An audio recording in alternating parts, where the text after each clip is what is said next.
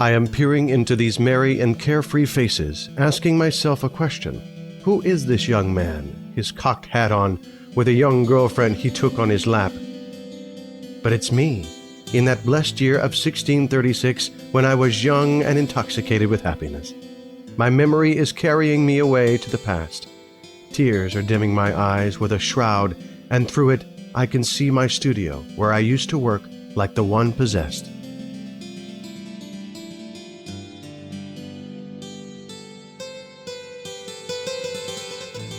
Perhaps at the end of his life, the Dutch artist Rembrandt Harmensz van Rijn could think so looking at the picture The Self-Portrait with Saskia, which he had painted many years before.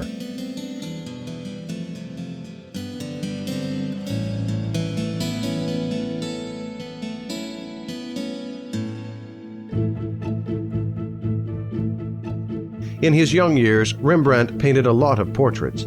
The clients liked the pictures as their resemblance to the original was astonishing, and Rembrandt had no rivals regarding speed at which he painted. But it was insufficient for the artist. He wanted the portrait to absorb not only the present, but also the past of a person. Trying to depict the slightest emotional experience, Rembrandt started to paint self-portraits. He depicted himself either as an actor or a soldier, a gallant bourgeois in a dandy suit, or a poor adventure seeker. Staying one-to-one with his portrait, the artist looked closely into his depiction, trying to find the flaws.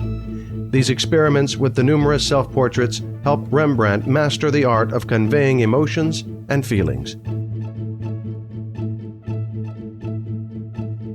In 1632, Rembrandt made acquaintance with the young Saskia van Arlenburg, the daughter of Leeuwarden burgomaster. After 2 years, they got married and bought a large new house with his wife's dowry. Even though the happiness of love brightened and inspired him, his soul required accomplishments. He loved his home and decorated it with love, buying everything that met his eyes: exotic shells, Persian miniatures, expensive vases, stuffed birds, and most valuable authentic pictures by Raphael, Dürer, and Carracci. This artist was young, full of plans and ideas, and the charming Saskia became his muse. Every day, indefatigable Rembrandt went to his studio to paint on the canvas his love story by means of brushes and paints.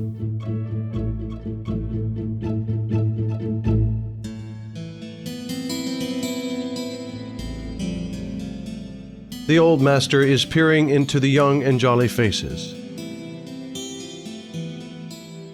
It was so long ago, Saskia. You remained in my memory like this, a young and roguish, curly-headed goddess giving life. I painted you in fanciful, luxurious costumes, in silk and velvet.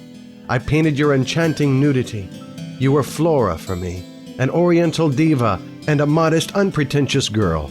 The reality and fiction were inseparable, like dream and real life.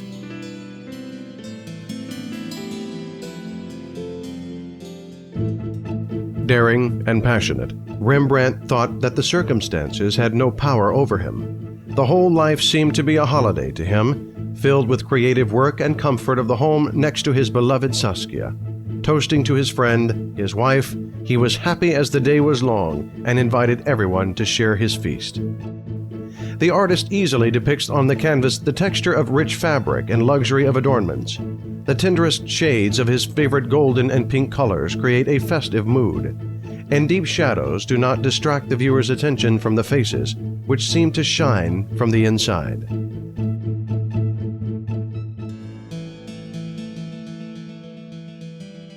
Where was it? Maybe in our cozy house that many people called an antique shop. Or maybe it is simply a feast in the town's small restaurant where darling, modest Saskia feels ill at ease and is confused. With this smile and confidence in my eyes, I look like a wealthy person who is satisfied with his life. But is it really so?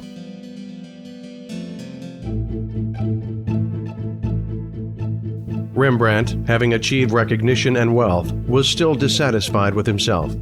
Sometimes it seemed to him that his brush got helplessly stuck in paints, but on some other occasions he felt like he needed a bit of time to learn finally all the secrets of painting.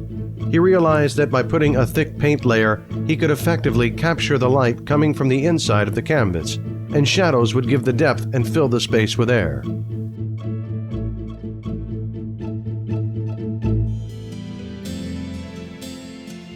The artist's happiness did not last long. In 10 years, Saskia, his only love, lost her life. And everything that filled his life with some sense, as it seemed to him, left with her death. The old man is touching the canvas. Saskia, your gift is priceless. Your life awakened love in the heart, and your early death revealed compassion in the soul.